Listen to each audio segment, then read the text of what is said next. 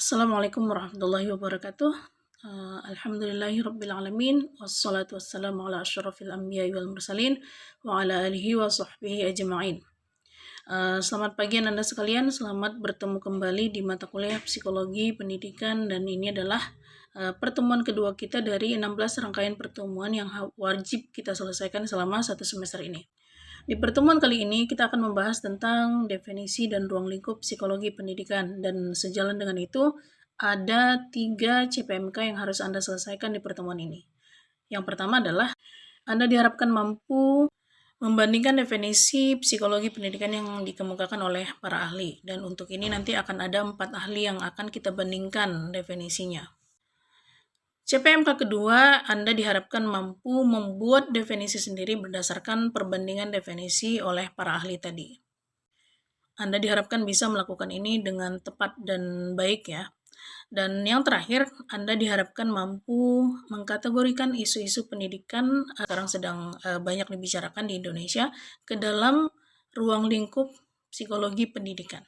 Bagi Anda yang sempat ketinggalan minggu pertama kemarin, Anda bisa baca detail mengenai CPMK ini di silabus yang sudah dipost di syakat kita masing-masing. Demikian overview untuk materi kali ini, dan langsung kita lanjut dengan penjelasan untuk materi definisi dan ruang lingkup psikologi pendidikan. Kita mulai dari pengertian umum dulu tentang psikologi pendidikan. Jadi apa sih psikologi pendidikan itu? Psikologi pendidikan adalah salah satu cabang dari ilmu psikologi yang berdiri sendiri, dan dia fokusnya itu ke pembelajaran, pengajaran, dan pengembangan potensi individu dan kelompok dalam konteks pendidikan. Namun karena ini adalah cabang psikologi juga, maka dia ditinjau dari perspektif psikologi begitu. Di situ ada kata pengembangan. Apakah itu tidak berarti bahwa ini juga psikologi perkembangan peserta didik? Jadi walaupun ada disiplin ilmu cabang psikologi juga yang berdiri sendiri namanya psikologi perkembangan, namun psikologi pendidikan dan psikologi perkembangan ini adalah dua ilmu yang terpisah. Namun harus diakui bahwa ini masih berhubungan.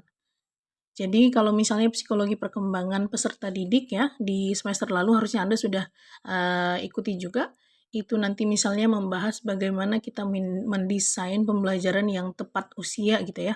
Jadi kita tidak memberikan materi yang terlalu canggih untuk dicerna anak didiknya atau terlalu gampang untuk dicerna sama mereka.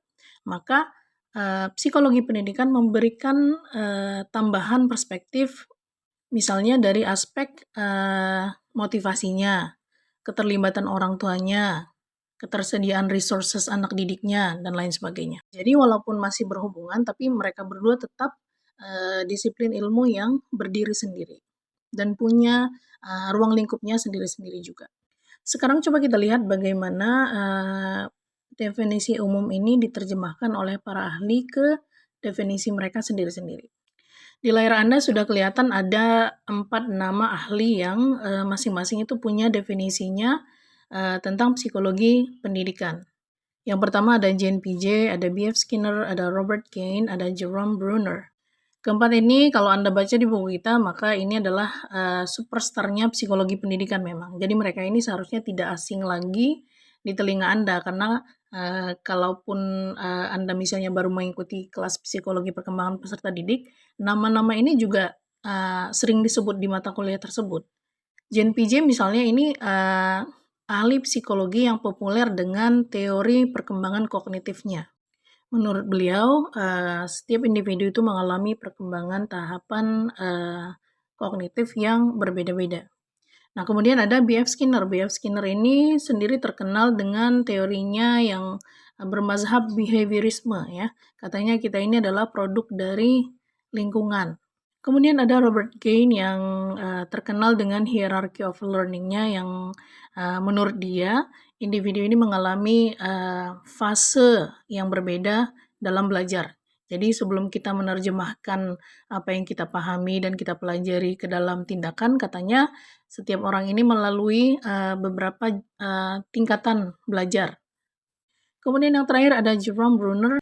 Jerome Bruner mengatakan bahwa pembelajaran itu katanya meliputi 3 proses kognitif. Yang pertama, pemerolehan informasi baru, kemudian mentransformasi informasi itu, kemudian menghubungkan dengan konteks sehari-hari atau relevansi. Jadi tidak diragukan lagi ya, mereka-mereka ini adalah selebriti psikologi pendidikan, bisa dibilang begitu.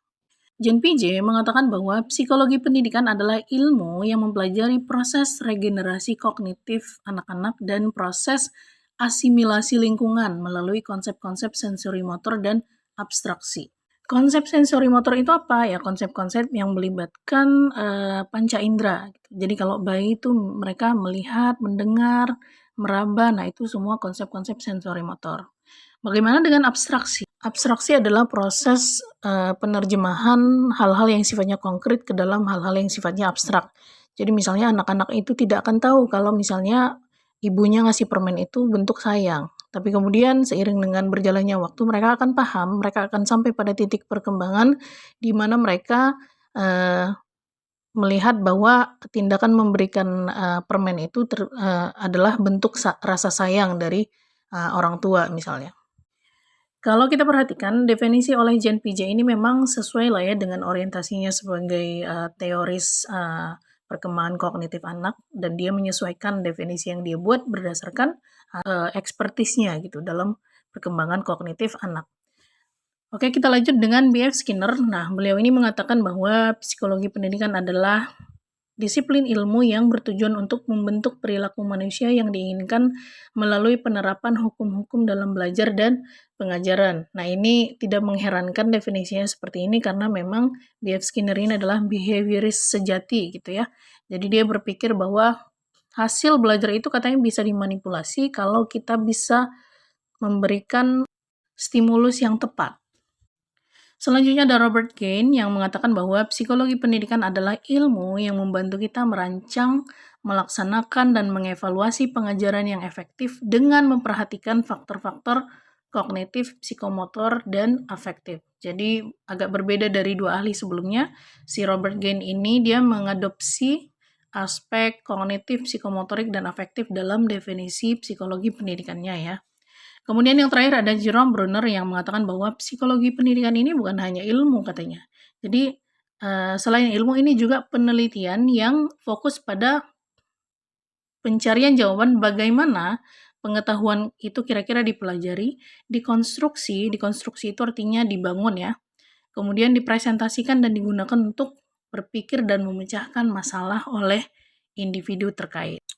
Saya nggak tahu apakah Anda sama seperti saya di awal saya merasa bahwa ekspektasi saya adalah karena mereka-mereka ini adalah orang-orang pinter gitu ya, maka harusnya definisinya ini menjelimet. Tapi ternyata tidak, sangat gampang dipahami.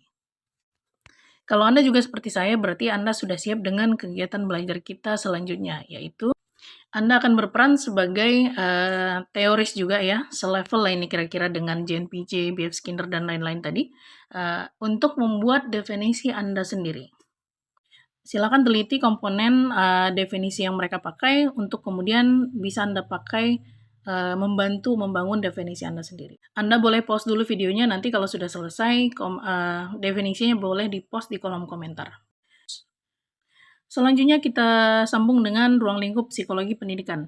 Nah, di layar Anda harusnya Anda sudah melihat bahwa ada 4 kelompok besar yang sudah saya siapkan untuk membantu Anda nanti mengkategorikan isu pendidikan yang Anda pilih ke dalam kategori yang tepat begitu.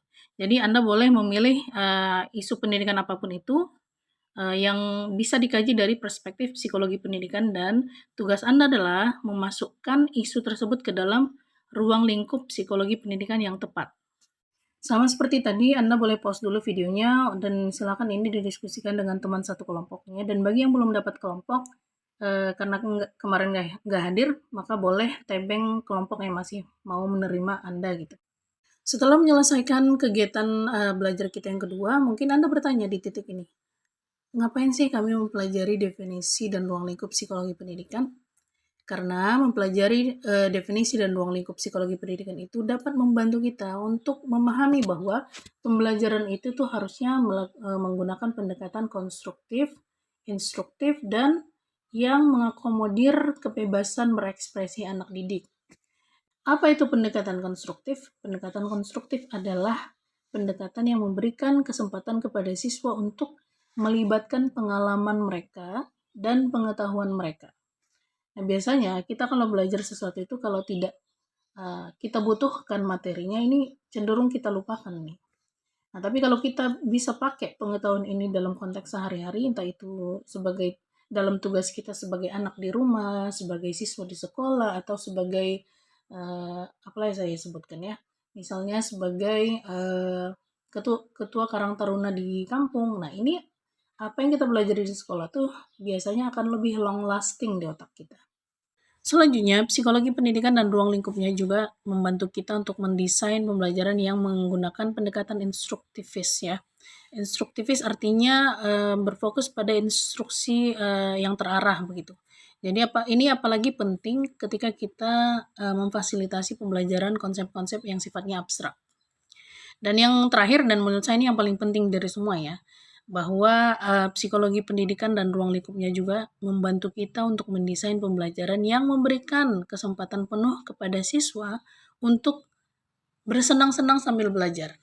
Nah, ini terutama penting menurut saya karena di tengah perkembangan teknologi yang memberikan siswa 100% akses untuk hiburan kapanpun dan dimanapun mereka mau, akan lebih bijak kalau kita misalnya bisa mengemas pembelajaran itu ke dalam sesuatu yang mereka suka, supaya mereka itu lebih termotivasi mempelajari konsep-konsep yang kita ajarkan. Kalau begitu kesimpulannya apa? Kesimpulannya adalah psikologi pendidikan itu adalah ilmu yang mempelajari konsep-konsep penting yang membantu dalam merancang program belajar dan proses pengajaran yang efektif. Kata kuncinya adalah efektif. Jadi variatif juga kalau tidak efektif ya sama aja nggak ada gunanya. Jadi kata kunci yang harus ditekankan di sini adalah efektif. Bagaimana dengan ruang lingkupnya? Jadi ruang lingkup psikologi pendidikan itu adalah segala sesuatu yang bisa membantu kita memahami cara kerja manusia secara individual dan secara kelompok dalam perspektif pendidikan. Nah, ini bisa apapun, bisa keterlibatan orang tua, bisa misalnya motivasi internal mereka, bisa pressure dari kawan-kawan. Jadi banyak sekali. Ini akan kita diskusikan lebih jauh lagi di kelas berdasarkan kegiatan aktivitas belajar kita kedua tadi.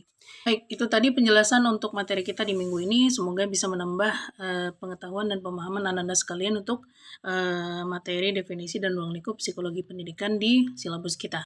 Di akhir pertemuan nanti jangan lupa ada assessment mengenai pemahaman Anda di materi ini yang Anda bisa akses di link yang sudah dipost di grup WA kita.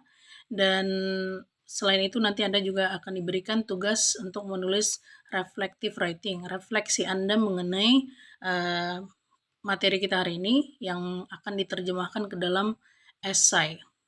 Finally, selamat bekerja. Sampai jumpa di video pembelajaran selanjutnya. Terima kasih atas perhatiannya. Assalamualaikum warahmatullahi wabarakatuh.